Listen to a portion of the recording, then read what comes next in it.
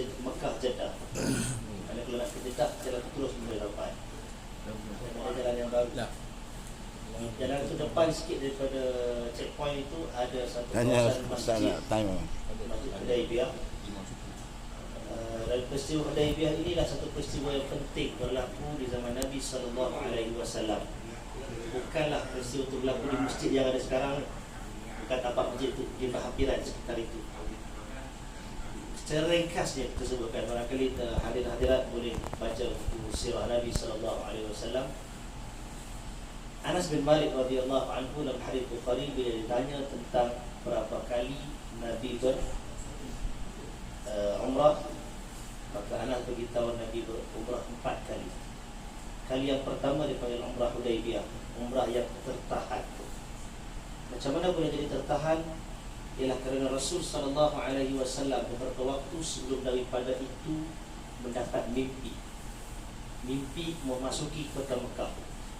Selepas sekitar 6 tahun meninggalkan kota Makkah, walaupun meninggalkan dalam keadaan berhijrah, dihina, dimusuhi, diusir keluar oleh kaum Quraisy, tetapi hati dan jiwa raga Nabi tetap bersama dengan Makkah, tanah yang mulia ini.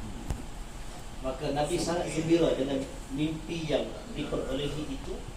Lalu Nabi merasakan barangkali ini sudah tiba masanya untuk baginda masuk dan menziarahi Makkah, yakni dengan mengerjakan umrah.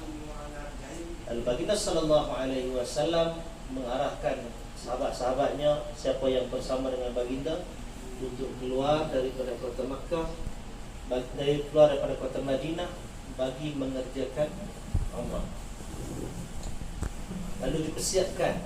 Kita pun tuan-tuan lupa, misal kita daripada miqat kita Qarnul Manazil. Kalau kita daripada Madinah, kita akan berhenti di Bir Ali, namanya Dzul Hulaifah.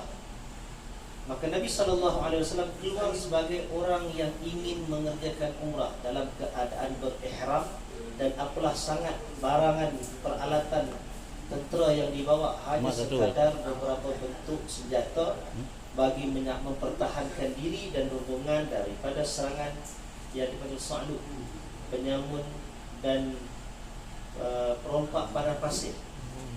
Sekarang itu bukan dengan tujuan berperang.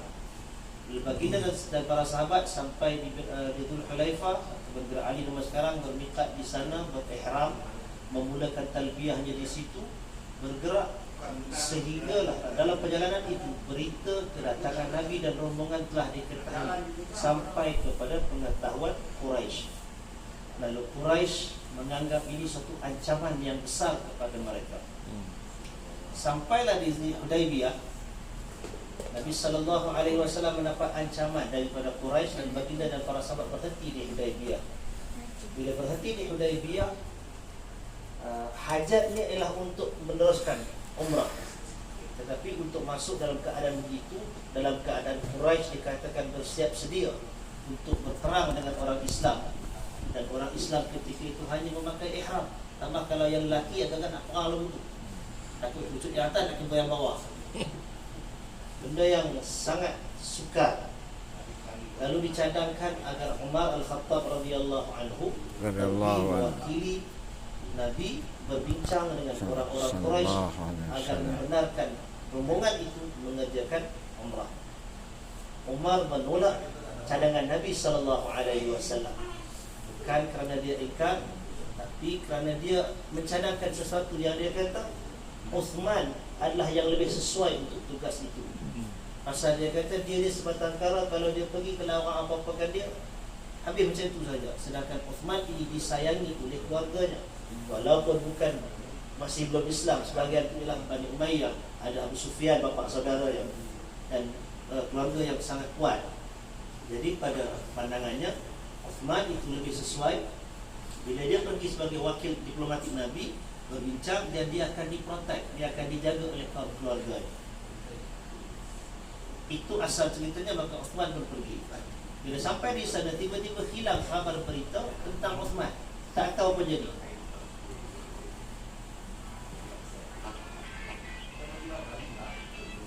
Assalamualaikum. Halo, nak. Kunci dekat atas dulu, nanti dah jadi. Itu tak ada di nanti ada lagi kalau bilik tu tak tengok lagi tu tak lima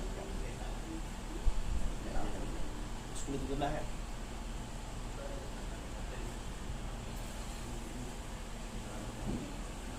Baik, jadi bila tak timbul khabar berita maka secara tiba-tiba dikatakan Uthman telah pun dibunuh oleh Quraisy. Seluruh tamadun dunia ini diplomat tidak dibunuh. Jadi bila wakil yang berbincang itu dikatakan dibunuh, maka itu suatu pengisytiharan peperangan. Maka apa yang berlaku itu menyebabkan Nabi dan para sahabat bersiap sedia. Andai kata diserang oleh Quraisy pasal wakil dikatakan sudah dibunuh, maka untuk memperteguhkan jiwa dan hati-hati sahabat yang ada itu, Nabi SAW mengadakan suatu perjanjian yang dipanggil bai'ah, perjanjian setia antara Nabi dan para sahabat yang kita kenal dengan nama bai'ah di bawah sepohon pokok yang dipanggil Ar-Ridwan. Peristiwa itu dicatatkan oleh Allah Subhanahu wa taala dalam suratul Fath, cerita tentang orang-orang yang berbai'ah di bawah sepohon pokok yang Allah Ta'ala ampunkan dosa mereka. Berbai'ahlah para sahabat dengan Nabi agar tetap terus bersama mempertahankan Islam dan mempertahankan Nabi SAW, sekalipun diancam nyawa tidak akan berganjal. Daripada situ berlakulah peristiwa Bai'atul Ridwan, dan pohon Ar-Ridwan itu kemudiannya ditebang di zaman Umar Al-Khattab radhiyallahu anhu. Pasal apa Umar Al-Khattab tebang pokok itu, sedangkan pokok itu dicatatkan ceritanya dalam surah dalam Al-Quran. Di tempat itu berlakunya peristiwa besar, kerana pada waktu itu sudah timbul bibit-bibit ada orang cuba mengambil berkat pada zat pokok itu. Semalam kita cerita tentang keberkatan. Maka timbul kerana Arab Jahiliyah ni dia ada satu tradisi dia, bukan kata Arab Jahiliyah. Kalau tuan-tuan yang ada tengok gambar Cina apa semua tu kan, dia ada jenis gantung hajat di pokok. Nak nikah dengan siapa, gantung hajat dia kat situ. Yang ni kalau nak berperang, dia gantung pedang dia di pokok untuk berperang. Dan itu ada pada tradisi Arab. Maka bila pokok tu ada di situ, ada yang seakan-akan cenderung hati untuk mengambil keberkatan pokok, dan ini akan menjejaskan akidah, kepercayaan di zaman itu. Maka Umar Al-Khattab radhiyallahu anhu, bukan dia tak tahu sentimental dan historical value yang ada pada pokok tu, kerana dia juga ada sama masa itu.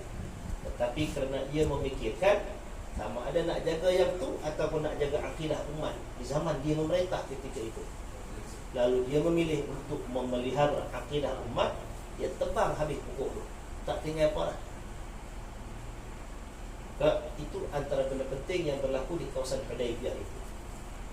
Maka selanjut daripada itu, kemudiannya ialah Uthman bin Affan radhiyallahu anhu akhirnya balik semula ke tempat perkhemahan Nabi dan para sahabat. Dia tidak dibunuh rupanya.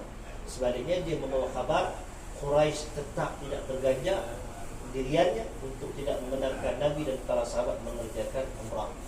Sebaliknya mereka mencadangkan agar dilakukan umrah pada tahun yang berikutnya, dan pada situlah Quraisy menghantar delegasinya berbincang dan mengikat perjanjian damai dengan Nabi SAW dan orang Islam.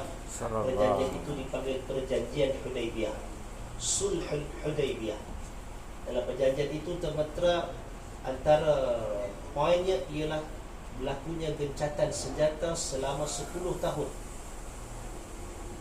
Dalam tempoh 10 tahun itu bebas kedua-dua pihak, sama ada Quraisy di Mekah ataupun orang Islam di Madinah, bebas untuk pergi dan balik di antara dua tempat ini tanpa sebarang masalah.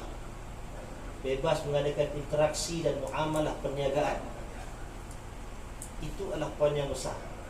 Cuma ada beberapa titik lain yang kemudiannya menjadi kegemparan kepada para sahabat, iaitu apabila Quraisy demand mana-mana orang Mekah yang lari ke Madinah hendaklah segera dipulangkan ke Mekah. Mana-mana orang Madinah yang lari ke Mekah maka ia tidak diambil ataupun tidak dipulangkan kepada orang Madinah. Pada poin itu, para sahabat mula timbul rasa tidak puas hati kerana ia membayangkan satu perjanjian yang berat sebelah.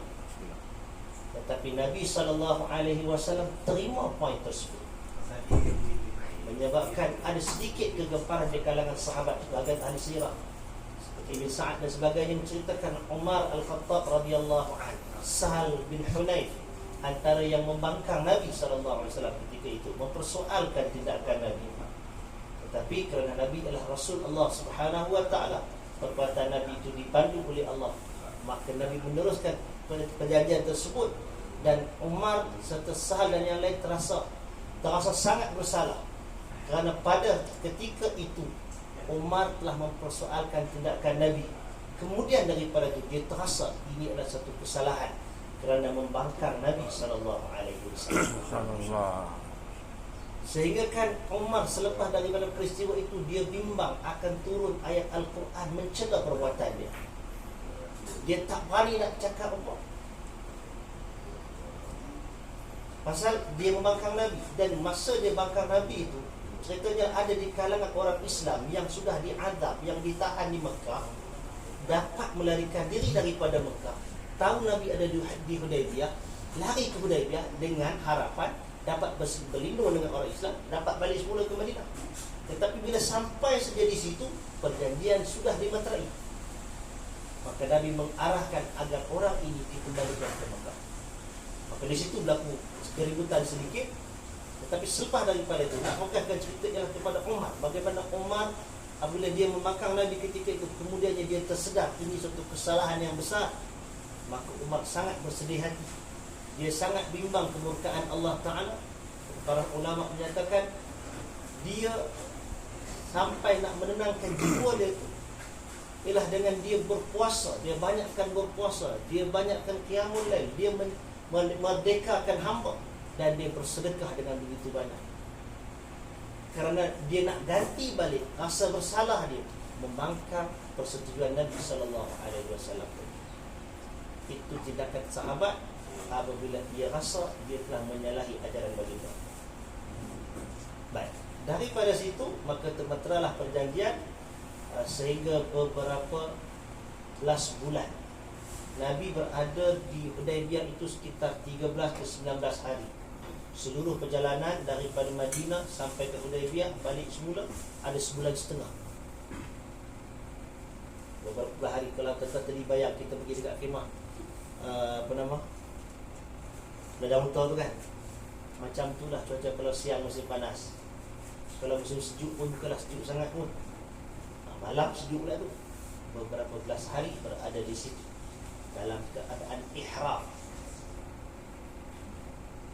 Kalau kita boleh feel turun tadi kan, bayangkan ketika turun itu dengan angin panas yang membakar kaki, yang membakar muka dan telinga. Itulah suasananya kalau musim yang panas. Di malam hari, kalau kena yang hari yang sejuk, yang sangat sejuk di padang pasir. Itulah keadaan Nabi dan para sahabat ketika peristiwa tersebut berlaku. Dan hasil daripada keadaan itu, para ulama seperti Ibn Qayyim dan sebagainya menyatakan tempoh antara Sulhul Hudaybiyah itu sehingga kepada pembukaan kota Makkah adalah satu tempoh yang paling pesat orang memeluk Islam berbanding tahun-tahun yang sebelumnya. Pasal orang boleh berinteraksi secara bebas, dakwah boleh dijalankan dengan dalam keadaan yang senang, tidak berlakunya pergaduhan dan sebagainya. Orang Islam yang daripada Mekah lari ke Mekah dipulangkan itu, maka dia duduk jadi ejen Islam dalam Mekah, menyampaikan perkhabaran, menyampaikan risalah dakwah, berduyun-duyun orang kemudian yang memeluk Islam. Sehinggalah selepas beberapa bulan Quraisy telah mencabul perjanjian tersebut, maka berlakulah apabila berlakunya pembatalan, Abu Sufyan datang segera ke Madinah mencari dan berjumpa dengan Nabi SAW. Tanya kepada Umar, tanya kepada Abu Bakar, tunjuk daripada anaknya untuk berjumpa dengan Nabi. Akhirnya dia jumpa dengan Nabi di Masjid Nabawi, di belakang Masjid Nabi. Abu Sufyan ketika itu belum Islam. Dia masuk jumpa Nabi, dia pujuk Nabi sungguh-sungguh supaya tidak membatalkan perjanjian Hudaybiyah, pasal dia tahu Islam sedang kembang Mekah untuk terus tersebar. Kalau Islam datang ke Mekah, kerana tercabulnya perjanjian tersebut, Quraisy tidak boleh mempertahankan diri lagi. Abu Sufyan nampak dengan jelas benar, tetapi itu adalah satu janji. Maka Nabi tidak menghiraukan pujukan Abu Sufyan. Maka berlakulah apa yang berlaku, iaitu Nabi mengarahkan para sahabat bersiap sedia pada satu keadaan yang Nabi tak beritahu ke mana nak pergi. Tetapi rata-rata sahabat boleh anggap yang ni mesti kita nak tuju kali ni ke Mekah. Dan insya-Allah kita akan sambung cerita tentang benda tu bila kita sampai di Madinah nanti. Kita feel daripada Madinah pula, insya-Allah. Baik, tidak melewatkan masa, saya dengan hormat mempersilakan Fadil Dr. Muhammad Asri Zainul Abidin untuk menyampaikan semalam janji tentang Zam-Zam dan yang selanjutnya. Fadil Masykur.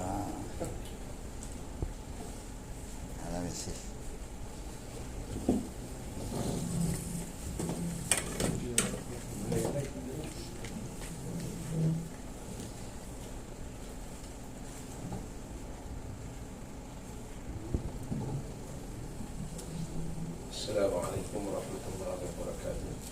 Assalamualaikum warahmatullahi. Alhamdulillah, wassalatu wassalamu ala Rasulillah wa ba'd.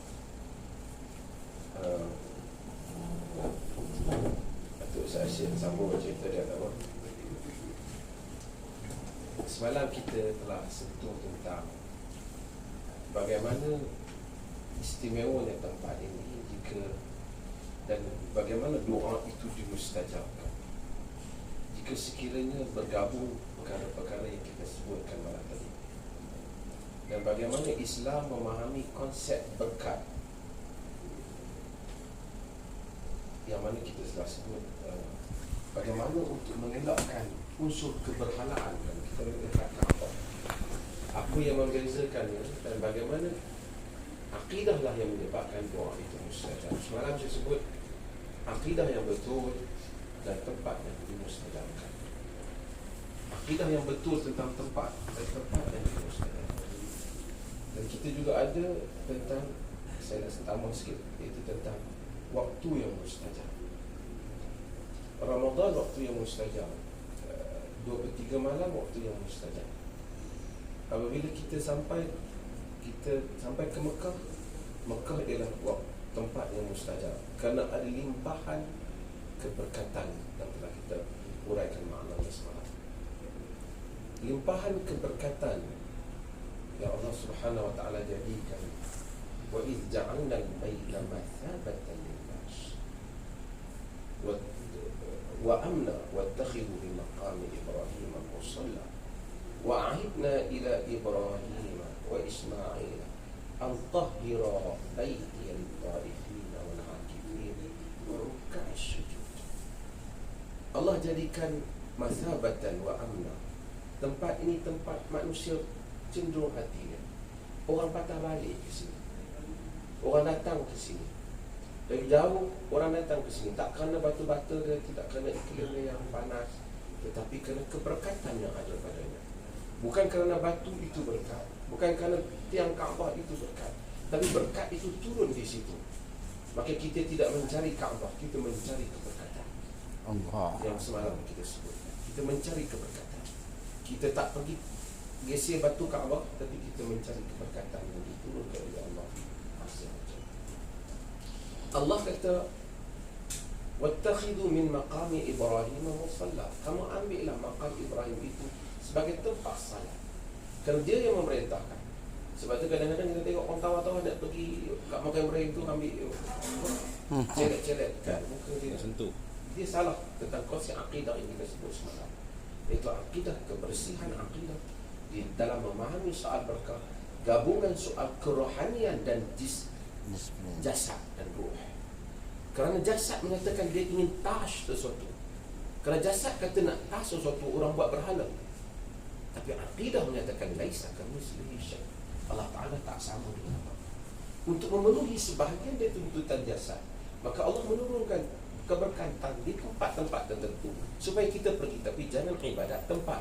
dan bekas, tapi ibadah kepada Allah Azza wa Jalla. Jadi kita nak tengok, kerana mata nak tengok, walaupun ruh hakikatnya mencapai lebih daripada apa yang dilihat oleh mata. Allah menyatakan, Allah memerintahkan Ibrahim dan Ismail, antahira baiti lit-taifin wal-'akifin war-ruk'i sujud. Allah perintahkan Ibrahim dan Ismail anaknya supaya membersihkan rumahku.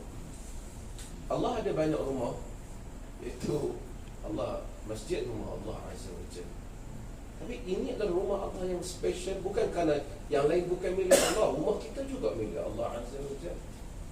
Bumi keseluruhannya milik. Tetapi baiti, rumah, kerana ini terkandung makna kasih Tuhan kepada tempat.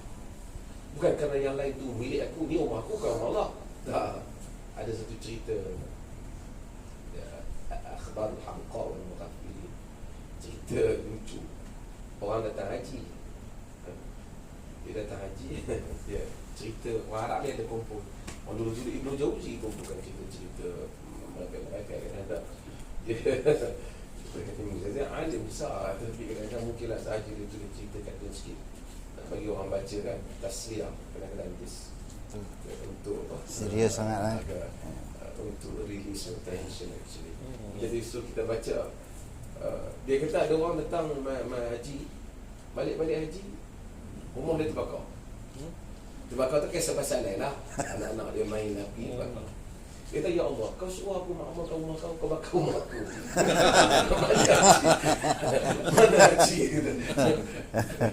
Dia tak.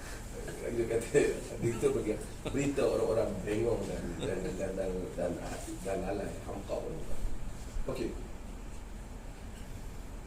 Wa ahidna ila Ibrahim wa Ismail an tahira baiti lit-taifin.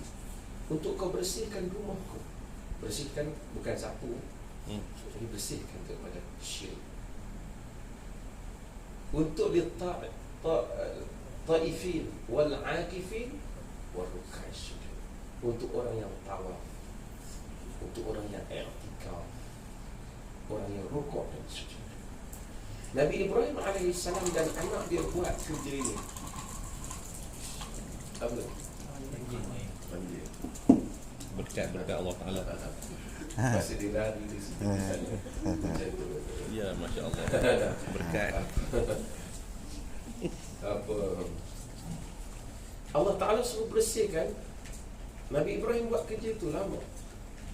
Nabi Ibrahim buat kerja sudah berapa ribu tahun untuk orang yang tawaf, taifin wal-'akifin war-ruk'i sujud. Untuk orang yang tawaf, untuk orang yang i'tikaf, rukuk dan sujud. Dan orang itu, Masya Allah, antaranya kita. Allah Akbar. Antaranya kita. Kerja ni dibuat oleh Nabi. Kita siapa sedia makan, kita ada kekasihan.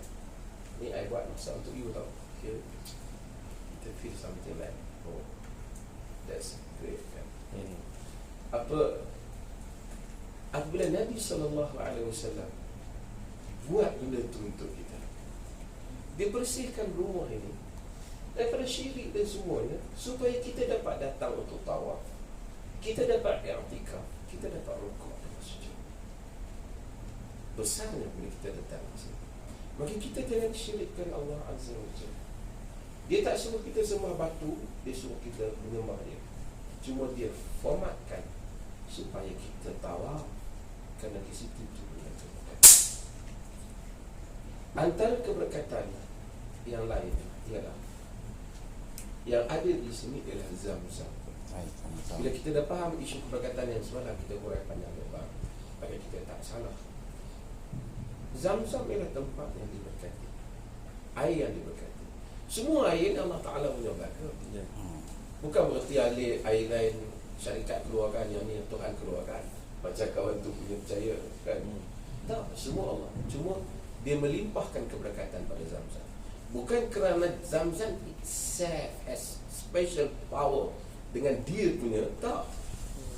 Dia kuasanya diberi oleh Allah SWT. It's given by God. Allah Ta'ala kurniakan itu kepadanya. So yang memberikan Allah. Maka Allah mungkin juga tak memberikan kepada orang yang minum Zamzam apa-apa keberkatan. Disebabkan kerana dia tak layak. Kerana Nabi Ibrahim alaihi salam, apabila Tuhan kata kat dia, ini ja'iluka linnasi imam, aku jadikan engkau imam untuk manusia. Nabi Ibrahim kata, wa min dzurriyyati, bagilah zuriat aku juga jadi imam. Allah kata, la yanalu ahdul zalimin, janji aku tak kena pada orang-orang zalim. Walaupun dia keturunan Nabi Ibrahim AS. Macam setengah orang Malaysia kan, nama dia keturunan Nabi Habib semua baik. Allah Ta'ala yanalu ahdul zalimin. Keturunan Nabi Ibrahim tidak mencapai apa-apa janji Tuhan jika dia zalim. Bukan masalah keturunan, tapi masalah ketakwaan. Tapi kalau takwa bercampur dengan keturunan yang baik, subhanallah, macam kita datang sini, hati yang baik bercampur dengan tempat yang diberkati dan waktu yang diberkati. Semalam saya nak cadang, siang panas, kadang-kadang Maghrib Aisyah ramai orang tawaf. 2 atau 3 malam ada waktu yang mustajab. Semalam saya pergi ke ke 1, saya ingat ke 1, 2, 3, 1, 2, 3, kira boleh tawaf dengan mudah. Dan siapa pergi kat Mu'tazah pun dapat dengan mudah, InsyaAllah. Jadi kalau siang, kalau rehat sikit, malam boleh pergi, supaya kita gabung di syurga, tempat yang mustajab, dua hati yang baik, tempat yang mustajab, dan waktu yang mustajab, waktu yang mustajab. Mudah-mudahan Allah Ta'ala. Balik pada Zamzam. Zamzam sama juga konsep tadi. Allah mustajab tadi. Allah berkata dalam sejarah Nabi Allah Ibrahim alaihi salam dan Ismail, Allah kurniakan Zamzam untuk diminum. Dan Nabi SAW kata, ma'u Zamzam lima syuribalah. Air Zamzam itu berdasarkan apa yang orang tu minum. Kita sekarang air Zamzam boleh order kat Malaysia satu malam tu 150 kan, 120. Tapi boleh kata semua minum air Zamzam, tapi tak dapat pun macam fadilat Zamzam.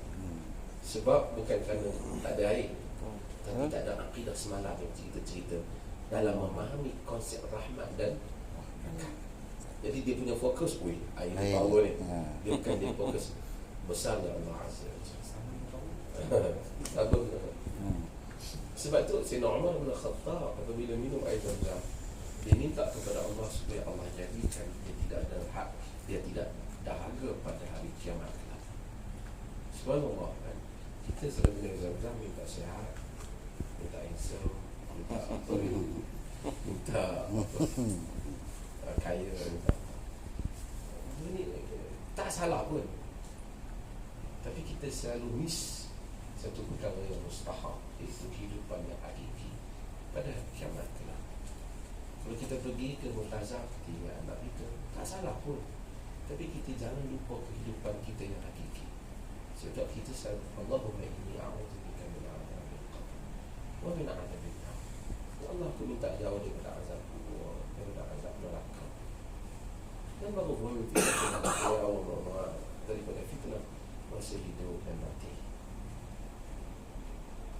Hidupan akan berakhir. Saya 40 tahun dalam hidup saya. Kita akan berakhir. Kita akan menghadapi the real life yang mana tidak ada kam labistum fil ardi adad sini. Berapa lama kamu duduk di tanah ini? Labisna yawman aw ba'da yawmin fas'al al-'abdi. Kami duduk sehari pun setengah hari. Demikian orang di akhirat kata. Demikian kalau kita bercerita, kita orang mana? Dulu mana? Dulu saya duduk sini, belajar sini, belajar sekolah sampai sekolah menengah sini, menengah masuk universiti 4 tahun, pergi buat master PhD, lepas tu gini pernah pergi sana sini. Tak sampai setengah hari pun, 2 jam habis. Mana pergi semua kehidupan tu? Habis. Saya sayang sekolah saya lama. Kita pergi dah tak ada feeling. Kawan dah tak ada. Tengok kelas, tengok cikgu pun dah tak. Kita kehidupan yang datang dan pergi. Bukan salah kita minta tentang untuk dunia kita, Allah pun suruh. Tapi Umar bin Khattab bila dia minum Zam-Zam, dia minta supaya tak dahaga pada hari kiamat. Ibnu Abbas radhiyallahu anhu bila dia minum air Zam-Zam, dia minta rizqan wasi'an wa amalan mutaqabbala. Dia minta rezeki yang wasi', rezeki yang luas, dan apa? Amalan yang diterima oleh Allah. Orang Melayu suka minta murah rezeki, sebab tengok rezeki mereka murah-murah sikit. Allah tahu maksud mereka. Kita, ya Allah murahkan rezeki, tambah banyakkan rezeki. Nabi doa untuk Anas, Allah maghfir malahu wa waladahu. Ya Allah, banyakkan hartanya dan banyakkan anaknya. Mak Anas, Sulaim, datang kepada Nabi SAW, minta supaya Nabi doakan untuk Anas. Anas 10 tahun dia datang ini khidmat untuk Nabi SAW. Mak dia suruh dia berdoa untuk anak dia. Nabi doa, ya Allah banyakkan hartanya dan banyakkan anak-anak.